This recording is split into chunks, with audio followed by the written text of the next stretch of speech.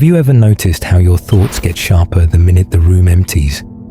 How the noise of other people's urgency clouds your own? How the clearest decisions you've ever made arrived when no one was there to applaud or object? You call it getting your head straight. But Arthur Schopenhauer would insist it is more than a mood. Solitude is not a luxury for the eccentric. It is the primary condition under which a man can see the world as it is and himself without costume. The crowd flatters, distracts, and drafts you into its weather. Alone, the glamour of borrowed hopes dissolves. The will's commands are heard distinctly, and character either stands or is exposed. This is not a celebration of isolation for its own sake. It is a defense of the workshop where masculine clarity is made. Schopenhauer separates appearance from essence. What you meet in crowds is appearance multiplied, reputations rehearsed, motives masked, language tuned to win assent rather than to disclose reality. Even the well-meaning conceal themselves to survive the auction of impressions. In that market, you begin to speak for effect, to adopt the tonalities that buy access, and to trim your questions so you will not lose warmth. It is not malice, it is economy, but the price is inward, a slow blurring of the line between what you think and what performs well. Solitude ends that subsidy. When no one is watching, your sentences stop angling. Your reasons either hold weight or fall apart under your own cross-examination. That is why honest thought feels colder when you are alone. It is no longer bribed. This climate does something further. It reveals how much of your certainty was borrowed from other faces. In rooms, you inherit confidence from unanimity. Alone, you discover whether a belief can stand on its own legs. Many cannot. They sag without the scaffolding of applause. Schopenhauer treats this collapse as mercy, not loss. He would rather you discard 9 attractive half-truths in darkness than carry them into the day to waste your years. The mind that endures solitude long enough to let falsehoods die acquires a density that does not require volume. Men like this speak less and are heard more, not because they are dramatic, but because they are finished. Solitude also frees perception from the drama of comparison. Social life turns even private joys into contests. You do not read a book. You read what the book signals about you. You do not build. You perform the identity of a builder. Alone, the work returns to being work. Pleasure returns to being quiet satisfaction rather than marketing. Schopenhauer called this the relief of contemplative life. Things are allowed to be what they are. The landscape of your mind stops being a showroom. It becomes a workshop. A common fear rises here, that solitude will make you strange. He would answer that strangeness is preferable to conformity without thought. You will indeed become different from men who live permanently on borrowed light. You will also become useful to them when storms arrive, because you will not be lobbying for their admiration while trying to see. You will be seeing. The man who can be alone without fleeing into distractions gains the only competence that cannot be faked. He knows what he knows and what he does not. That is the seed of clarity, and clarity is the first masculine mercy. Schopenhauer does not despise company. He despises the compulsion to be in company. Compulsion breeds performance. Most gatherings are staged spaces where people audition for one another's approval under unwritten scripts. You sense the cue lines intuitively. Laugh here, soften there. Disown conviction when the temperature drops. The self you display diverges from the self you are building, and the gap produces a low fever. Resentment without an object. You leave rooms tired and cannot say exactly why. The cost was not a single insult. It was 100 small edits that kept you from speaking as a whole man. This is why he calls solitude a necessity rather than an ornament. Without it, you become a functionary of other people's expectations. Even your kindnesses are recruited into the play. Generous acts performed on schedule to sustain your image, not because the act was demanded by truth. Men who live like this grow brittle. Their smiles are technically perfect. Their tempers are near the surface because their days are spent restraining themselves to match the scene. The bile collects, not because they are evil, but because they have spent too long confusing harmony with health. He also notes a subtler decay, the habit of speaking in borrowed language. Phrases that do well in public attach themselves to your thoughts until you cannot tell whether you believe what you are saying or are merely quoting the last successful performance. Solitude starves this tendency. Alone, borrowed lines ring hollow. They do not answer questions, they decorate them. The mind that endures that hollowness without running back to the crowd will begin to craft its own speech, compact and accountable. This craft is not romantic, it is labor. But once you hear your own voice without the chorus, you will not willingly return to lip syncing. Resentment's remedy is not misanthropy, it is proportion. Keep company that is fed by reality and starve company that feeds on optics. The first will tolerate silence, accept disagreement without prosecution, and ask what you are making rather than whom you are pleasing. The second will reward your conformity today and denounce you tomorrow when the script changes. Schopenhauer's pessimism anticipates this volatility and spares you the shock when it arrives. Expect little of crowds, and you will not hate them for being what they are. Expect much of yourself, and you will have something to bring that is not another costume. A final mercy. Solitude cures the need to be constantly interpreted. When you cease performing, you cease collecting verdicts. Peace grows in that vacancy. You become a man whose presence needs no preface, whose refusals are untheatrical, and whose approvals do not mortgage his integrity. Such men are rare because they have paid for quiet where it is not for sale.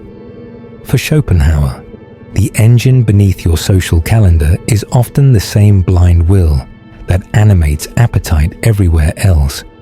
It reaches for status, access, advantage, and pleasure, then enlists noble words to baptize the pursuit. You tell yourself you are networking to serve a mission, but the pulse quickens most around faces that can elevate your standing. You say you seek companionship, yet many contacts thin when they cannot furnish an audience. Here, solitude is a diagnostic tool. Away from the stage, the motives stop being rehearsed. You can hear which invitations were truly about friendship and which were about hunger disguised as warmth. This is not a call to purify every motive. Schopenhauer has no such optimism. It is a call to keep motives visible so they cannot conscript you unnoticed. When the will drives social life, it insists on constant novelty to avoid the boredom that would expose its emptiness. Rooms must be changed, faces refreshed, topics rotated until evening delivers a sense of having lived. Alone, the pendulum he described, between pain and boredom, becomes obvious.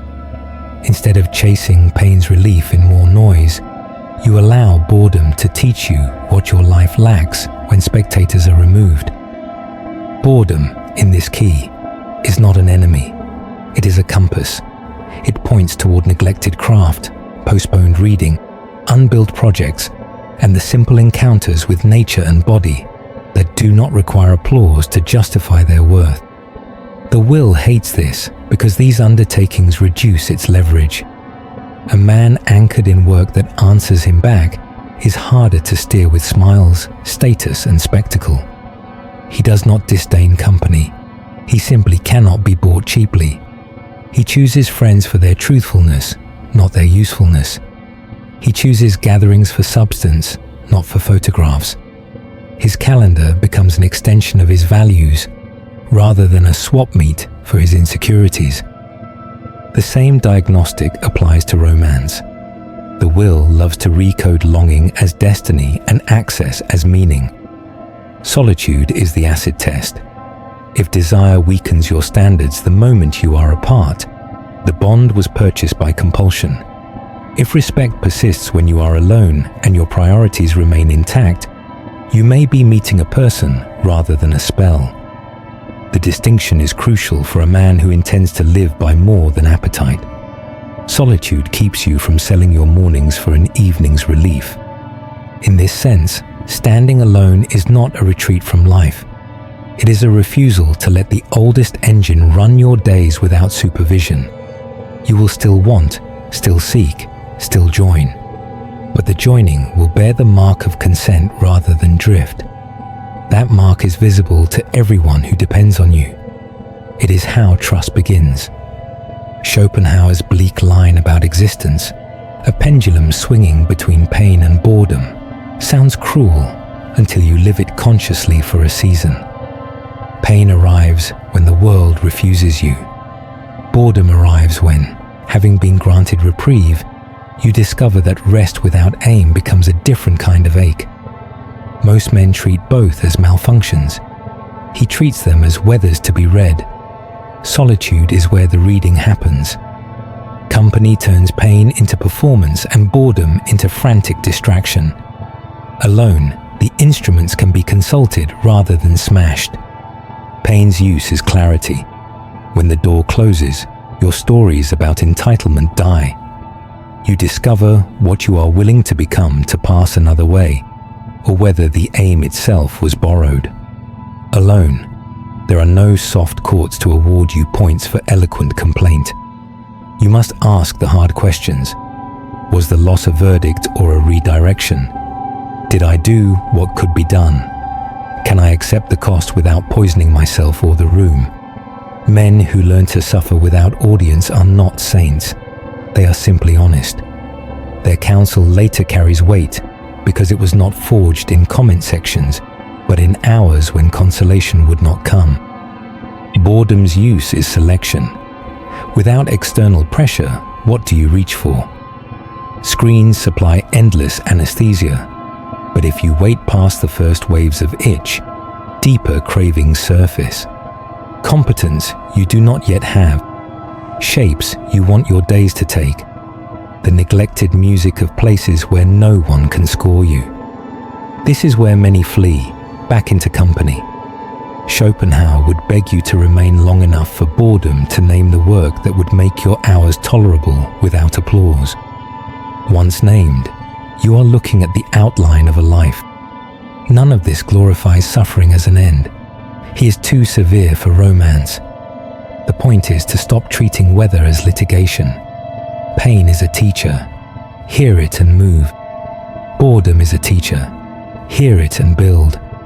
The man who refuses both lessons becomes a permanent guest in other people's dramas, forever soothing, forever entertained, forever anxious.